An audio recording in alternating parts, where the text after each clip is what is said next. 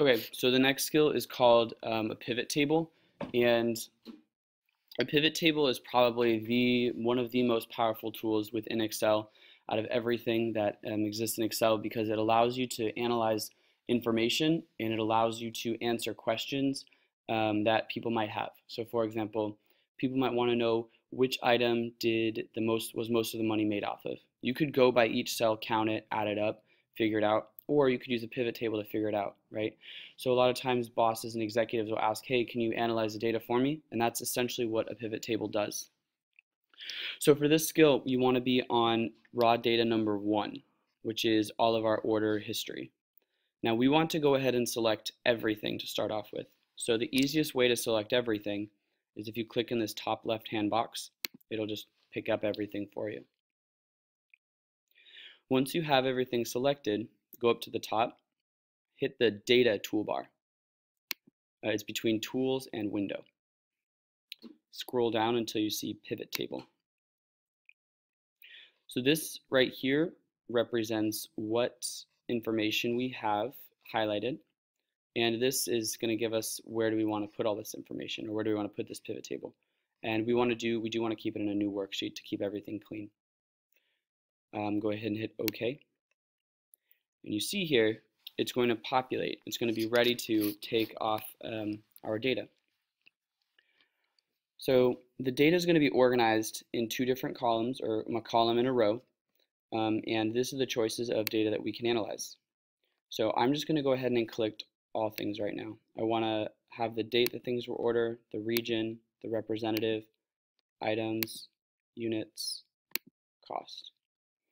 And right now in column labels, it's giving us values. It's giving us the number of times these things have occurred. Now when I clicked on everything, it automatically sorted in the way that it thought I wanted it. So right now I'm analyzing everything by region. So here, if someone came up and asked me which region has the most sales, we could look, right? Most number of units sold was 24, right? Number of reps, 24. Central has the most items sold. Central has the most pieces, right? But maybe I want to get a little more specific. Go ahead and click on item and drag it into row labels. What this does now is still by region, so you can see central, east, west. Now I can see how many times they sold each item, right? So I can see that central sold 8 of each of the items. Let's go ahead and take those off. When you want to take them off, you just push them out. Let's say I wanted to know what representatives had the most number of sales. I'm going to go ahead and grab rep, drop it in. So if we look at our list, which rep did the most work, it would be Jones, right? Jones had 8 sales done. If I want to look at which rep had the most sales by item, I could drop it in. So I can see that. Let's go see what Jones sold. Jones sold binders 3 times. He sold pens 1 time. He sold pen sets 2 times. He sold pencils 2 times.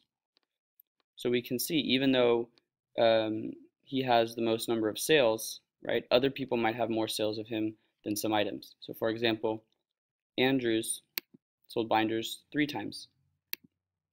Jones sold binders 3 times also. So you can see there are people competing with him. So if a manager wanted to give an award based upon like how many times they sold binders, right, those 2 people would be even.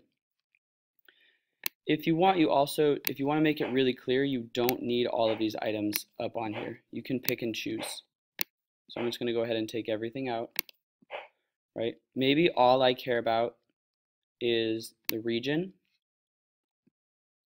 and the total and cost. Let's do cost and item.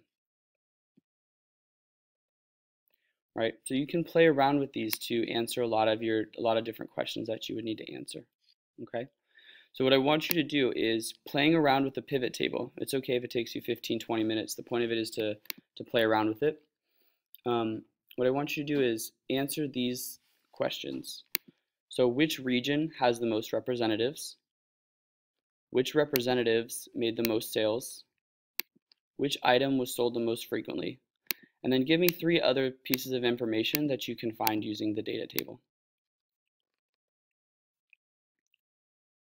So again, I'm just going to click everything up here just to give myself some more options. And go ahead, play around, see what you can figure out. If you need any help playing around with it or finding data, go ahead and ask your teacher, and he or she will come up and try to help you out. Okay?